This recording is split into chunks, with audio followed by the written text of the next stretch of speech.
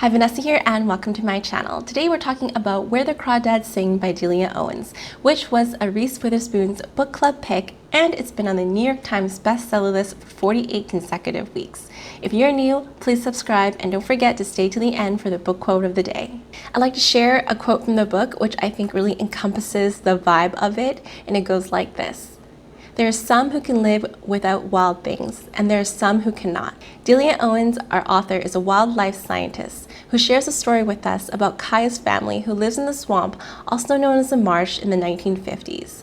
Her dad is a veteran who returned from war and has become an alcoholic, and so he beats his family, which causes her mom to leave and her siblings to follow suit. So now we're just left with Kaya and her dad. But her dad isn't around much, and Kaya has to learn to take care and entertain herself in a household that doesn't have much money and is surrounded by the swamp, and also where the townspeople ridicule their way of living.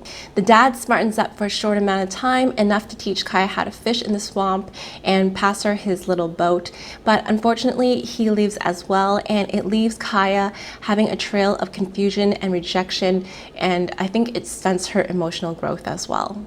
Kaya eventually builds an alternative family within the marsh, that consisting of her animals, the wildlife, the plant life, and really it kind of reminds me of the Disney princess Pocahontas. We know Pocahontas was very passionate about her land and that she talked to trees, and she was able to absorb its life energy and also educate herself. So that's what Kaya did. Kaya educated herself through the marsh's resources, and she didn't actually have any formal education because when she did go to school, she was ridiculed and called the marsh girl. And this becomes a kind of theme in the book where it's them versus her. We see this beauty of the life that she's living in this natural environment, and we see what is expected of us in society. So there's a lot of there's a theme playing around, but who's right and who's wrong. Now this us versus them mentality gets stronger as the book goes on, and it really makes you think about how you treat outsiders.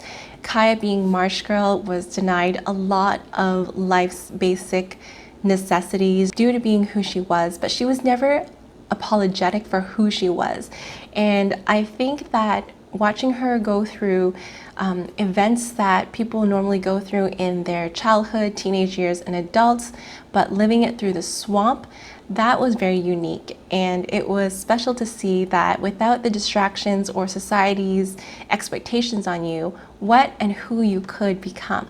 We are with Kaya as she grows, and we observe her as she becomes one with the marsh. And I've learned more about the marsh and swamp than I've ever had before. This book is sprinkled with poetry, quotes, but also a lot of educational material on plants, wildlife, and animal cycles that I did not know before reading this. And the book is separated between past and present. And so in the past, we learn more about Kaya and her ways. And in the present, she's actually in trouble with the law. And I think I really enjoyed the first half of the book. And the second half of the book became a little bit mundane for me. It still weaved in a lot of good elements such as love, survival, independence, but I didn't enjoy it as much as the first half of the book. I think throughout reading the book, I felt a really heavy curtain of loneliness, and I also wanted more for Kaya. And so the fact that I wasn't getting more for what I think Kaya deserved, and the pace was slower than I am used to, it kind of hindered my reading experience. I completely understand what the author was going for, because by doing that, it kind of removes all the distraction, and we really get to enjoy just the words about the marsh and the swamp and how people react to Kaya and how Kaya makes the swamp work for her. At times, I was really upset that Kaya didn't want more for herself. And then I wondered if I was upset for Kaya or upset at the things that I know, because I always wondered, why didn't Kaya get out of the swamp? Why didn't she want to go to school when she was starving and school would have provided her with free food? And I had to work through these issues with myself about wanting more for Kaya, but actually just realizing in the end, like, that's not what Kaya wanted. She was happy and content where she was. As Kaya gets older, she can't avoid social interactions forever, and I was very happy when she got injections of it because, like I said, I felt very lonely while reading the book because we spend a lot of time with just Kaya, and she has these injections of socializations that just leave her hurt and wounded more than she was before. And so my heart broke for her as each of these interactions happened. But I also saw them happen, and I thought it was unique in the way that it was presented through her eyes because she doesn't have the normal reactions to some of these simple interactions like we would. She's very calculating of everything just because of her past experience. I can't say that I'm a huge fan of the ending.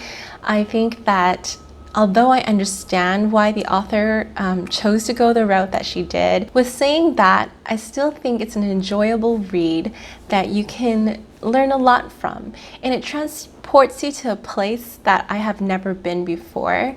And so for Where the Crawdads Sing by Delia Owens, I rate this 3.5 out of 5 stars. Have you read Where the Crawdads Sing by Delia Owens? What did you think? And if you haven't, how long have you been on the wait list for this book? Let me know in the comments. As always, I wish you happy reading, and I'll see you in the next one. Bye!